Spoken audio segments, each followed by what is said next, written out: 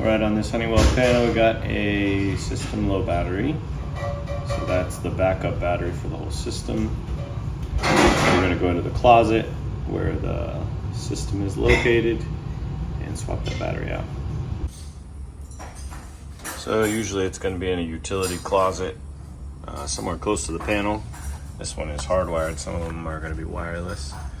And then you're going to have like your Honeywell, you're going to have the little box that's putting out the signal, the cell signal on this one. And then you're going to have a battery backup. The box may look different, might have a key or something like that. And you're going to open that box. A lot of times it will have a switch in there that will set off a chime when the security box is opened. And then you're going to swap out the battery. Alarm box here. When you open that, it's going to set off that alarm based on this little plunger right here. That's letting the system know that this box is open. Here's the battery right here. Ultratech UT1240.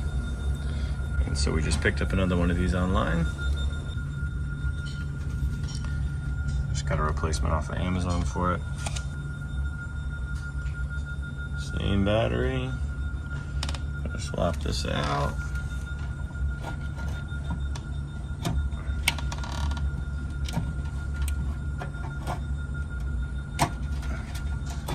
Unplug that.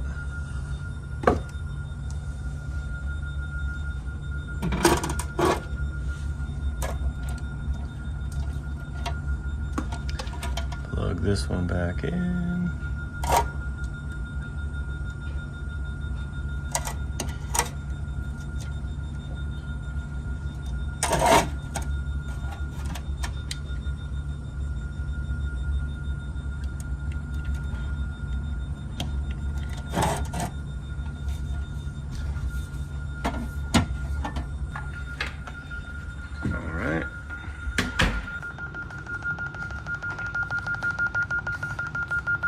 Alright, we got the check 6, that's the little under is depressed in there.